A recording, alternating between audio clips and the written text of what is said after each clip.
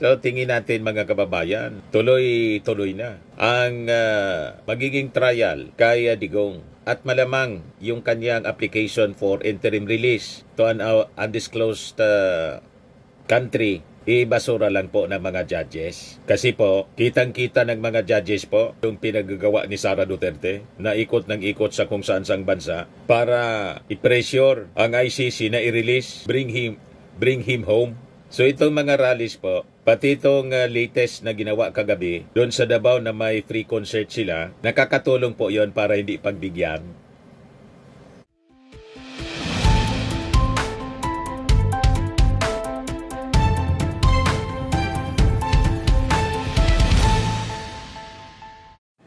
Hello po mga kababayan, si Dante Maravillas, Bicolano vlogger, broadcast journalist from Albay. May concert pala mga kababayan kagabi, yung mga supporters ni Digong sa Davao. Yan o, 5 buwan, isang sigaw. Si Bongo.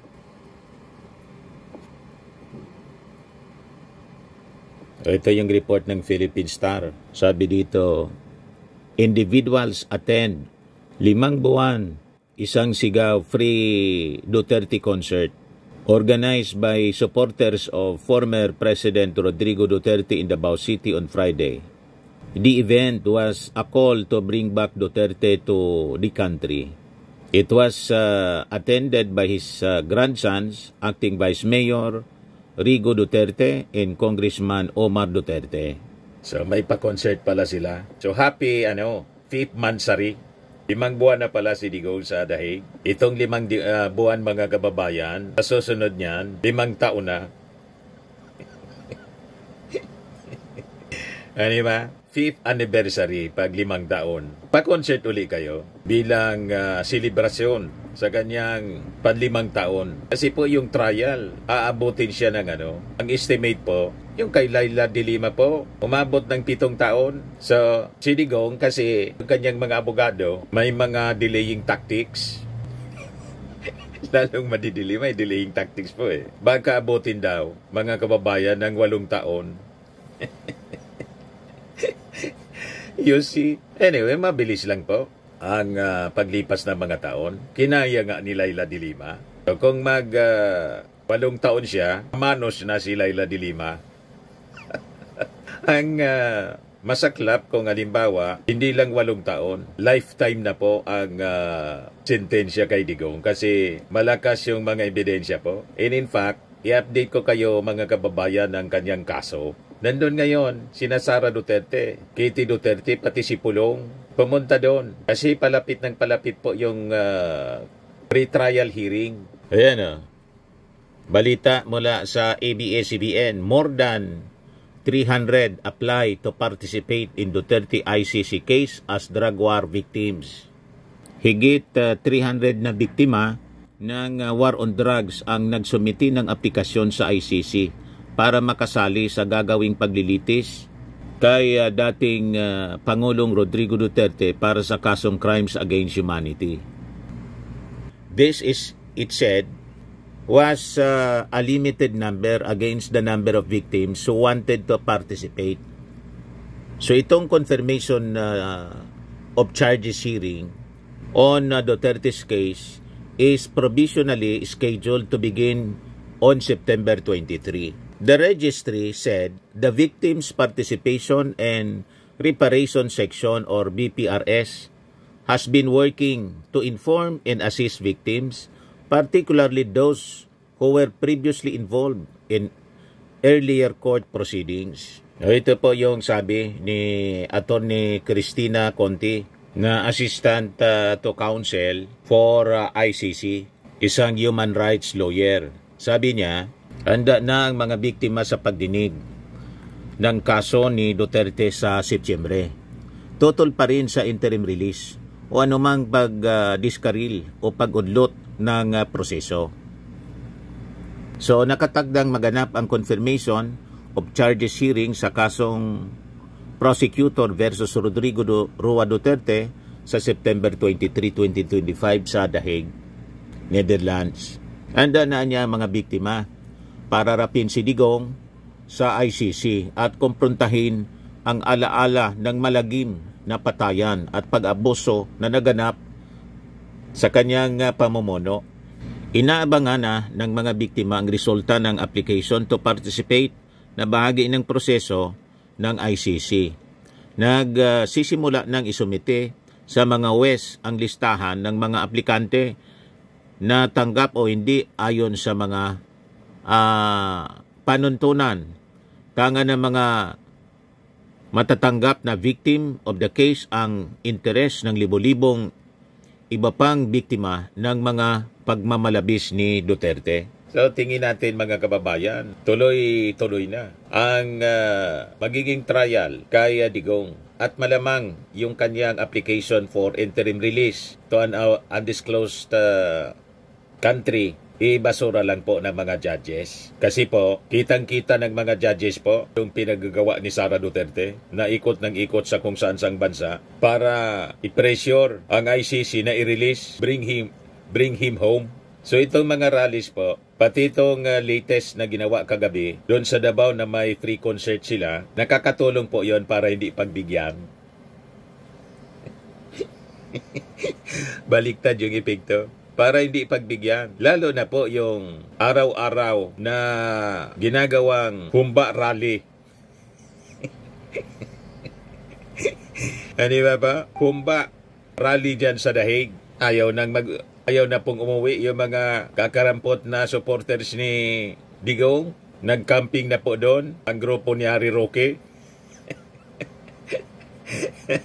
So nakakatulong yon, mga kababayan, ng mga ginagawa nila para hindi pagbigyan yung interim release. Talaga niyang magulo. Hindi ba? At saka sigurado, pati yung nasabi nilang undisclosed na bansa, tulad nung nag-attempt sana sila, Australia at Belgium, dininay po. Kasi siyempre, imbis tahimik yung community, nagulo. Tulad doon sa Dahig, mga kababayan, nag-camping na sila doon. So sabi dito sa post ni Attorney Conte, ang participating victims ay formal na magiging bahagi ng proseso at palagi ang hihingan ng kanilang pananaw at pag-aalala, views and concerns. Hindi nila kailangang personal na pumunta sa Dahig. Kakatawanin nila ang team ng victims' legal representatives sa mga pagdinig ng kaso. Tiwala kami na may magiging kaayusan sa bahagi ng mga biktima at ng mabubuong team ng legal representatives para sa nakatagdang pagdinig sa isang buwan. Tiwala rin kami na handa ang prosecution. Sa confirmation hearing, ilalatag ng prosecution ang kabuuang paratang laban kay Duterte. Pagkakataon ito para ipakita ang ebidensya at isuma ang mga argumento upang kumbinsihin ang mga wis ng pretrial chamber. 1. Na ipagtibay ang sakdal at abrobahan ang pinanasaklaw ng kaso.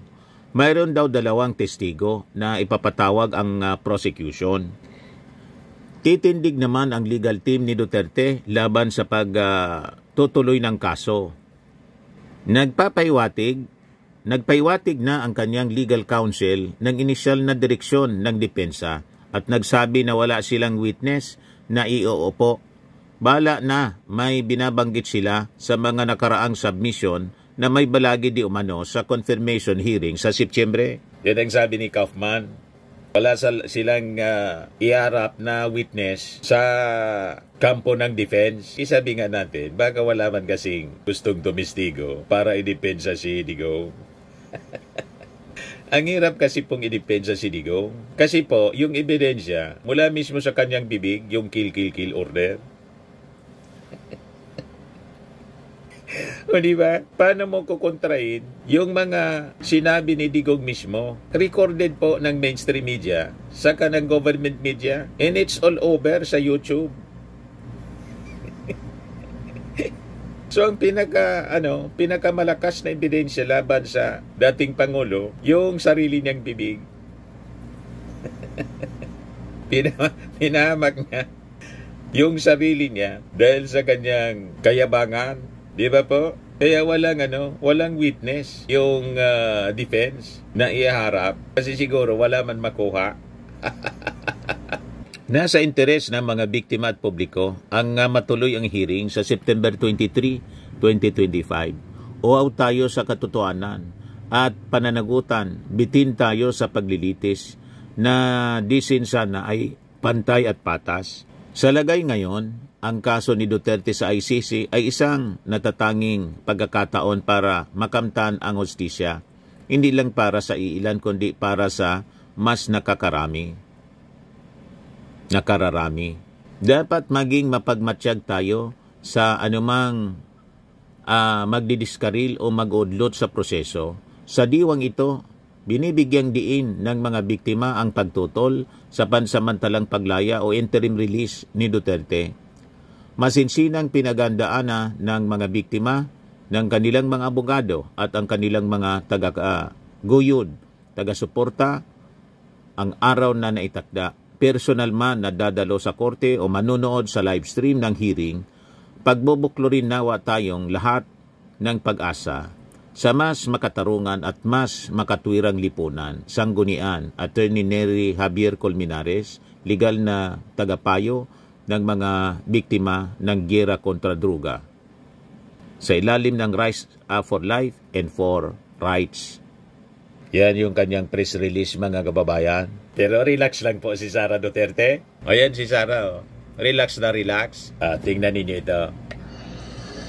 Tadaan ta mo og surprise, guys, ha? Ready na mo? Ready na? Ready na mo sa surprise? Surprise! Surprise niya, Sandro. Yan, oh. Ayan, Brand ng ano.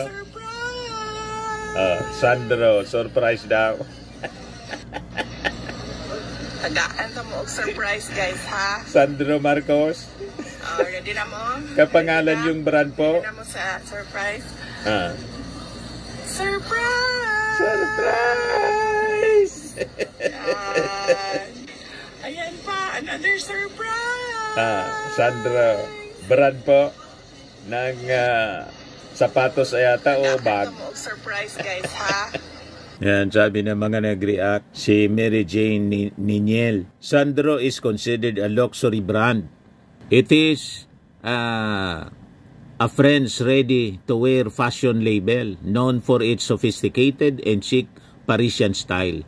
While it's often described as accessible luxury, it sits within the luxury market, offering high quality, well-designed pieces with a premium price point. Nangaasar si ano? Nangaasar si Sara? Inaasar si Sandro? I-surprise niya ako sa inyo.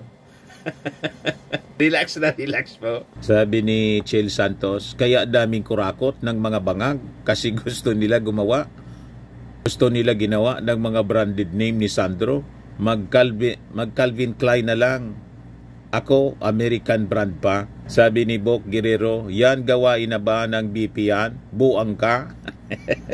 Sabi ni Alan Borja, may toyo ka na, baliw. Baliw ka na, baliw. Sabi ni Lilia Rubosat sa si Este Contingio. Sabi ni Wilfredo Concha, ang lakas manira ng baliw. Sabi ni Cesario Sapanta, malala ng utak nito. Sabi ni Malo Palad, ginagamit yung pera ng taong sa negosyo. Bakit si Sara hindi siya umamin sa ginagawa niyang kabalbalan? Nasa na yung pera ng DepEd na para sa mga batang dapat nagkinabang?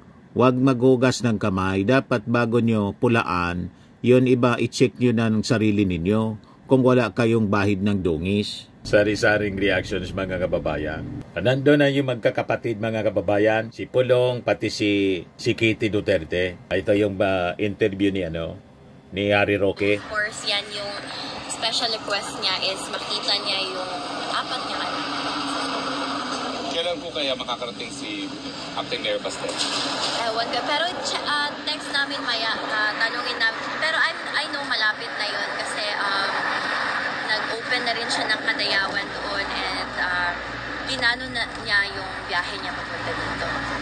Ano naman po mga napag-usapan ninyo ngayon? Cherry Rocky Actually, no, I nagtatanong. was the latest to arrive today. Interview. Pagdating ko, as I entered the room, si Manong Pulong nandun nakaupo sa sahig, nagmamasahe na ng paa. As usual. Kasi nag-crash course talaga siya ng masahe, di ba? So, sabi niya oh, he's so gynae, pero he has a big heart for his family. So, ayun, pagpasok ko, nagmamasahe sa papa namin si Manong Pulong, and then, si VP naman, she was briefing him sa mga updates sa mga kailangan niyang malaman. So, we talked a bit about politics kasi, syempre, that's his interest. Sinabi ni VP about yung mga ghost projects. Flood control. Flood control Anong sabi project. Flood control ang dapat Ayun, yung madami siyang tanong about flood it, but control of sa course, Davao.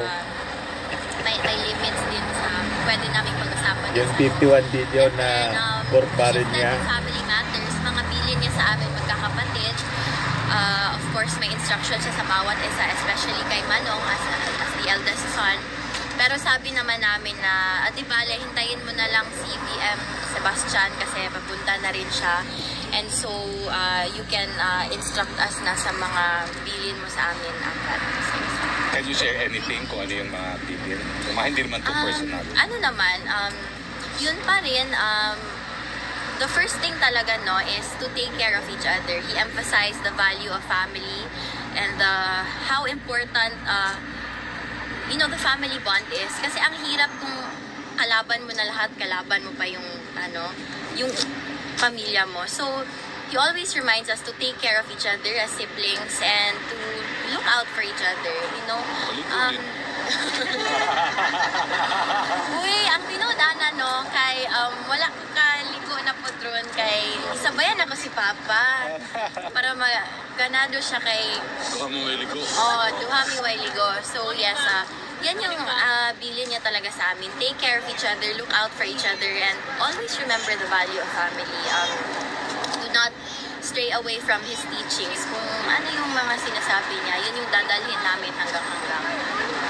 And do your thing though. Do my thing. Malabo yung value of the family. Kasi binuking mismo ni Pulong na ang girlfriend ni tatay niya, 13. Paano ka magsasalita? Walang credibility na magsalita ng value of the family. Si Digong, kasi una si Kitty, anak sa pangalawa. Di ba po? Pagkatapos sinabi pa ni Pulong na other than yung mga kilala natin, may 13 pa pala. 13 lahat. Kasama na siguro si Anilet. You see? So, paano mong papaniwalaan yung sinasabi ni Digong na you have to value the family? Extended family, multiple family. Kaya yung mga statement ni Digong, mga kababayan, lahat kontra-kontra, bangga po. Hindi mo na kailangan ng signature. Tuwan-tuwa si Harry Roque. Tawag-tawa. Okay. With the marching order, we'll do it. Ibig sabihin po niyan, dapat matanggal na si Pangat. Anyway. Ito daw yung mensahe ni Digong kay Harry Roque. Do your thing. Ang reading niya, may marching order sa kanya.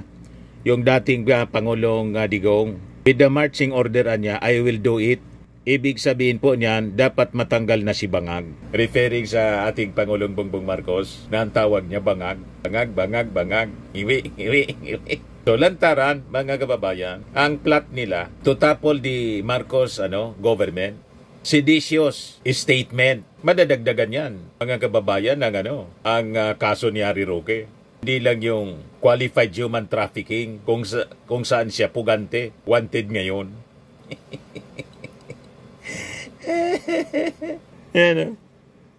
Dapat matanggal na si Bangag. I will do it. Ibig sabihin po niyan, dapat matanggal na si Bangag. Sige lang. Para patong-patong na kaso yung kakarapin po ninyo. O diba? Kaya sabi ni tanginang ko, uto-utong pugante. Sabi ni My Love, kailangan pa kasi sabihin yon. Kaya nakapaghanda ang kalaban. Yung sobrang daldal, hindi na rin nakakatulong. Kaya ginagawan kayo ng mga kaso dahil sa sobrang daldal. Maganda yan. Dumaldal lang kayo ng dumaldal para tuloy-tuloy ang paglubog ninyo. Di ba? Sabi ni Mariam, kasuhan mo kung anong pinaglalaban mo, bading, para malaman ang totoo. Huwag puro kuda sa social media. Ipa-impeach mo gaya kay Sara Lustay. Huwag yung puro kuda. Sabi ni Jinjin, malala na talaga itong si Roque. Sabi ni Genesis Abo, bumalik ka na sa Pinas para mapatanggal mo si BBM. Sabi ni Darwin, ibig sabihin nun, ayaw na niya makakita ng bading. Humbading. Sabi ni Alan Sinatin, do your thing. Ibig sabihin yan, bahala ka na sa buhay mo, mabulok ka dyan. Sabi ni Grayson, hanggang pangarap na lang kayo na matanggal si PBBM na marami nang nagawa sa buhay ng mga Pilipino.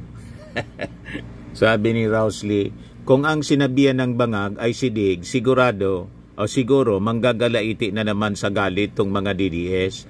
Okay lang kung sila magmura at mambuli, pero kung sila naman pinatatamaan, gulo ka agad. Sabi ni Ariel Caspillo, mukhang may mental breakdown na siya. Sabi ni Ian Chua, kumain ka ng umba, tirador ng umba, uwi ka na akla.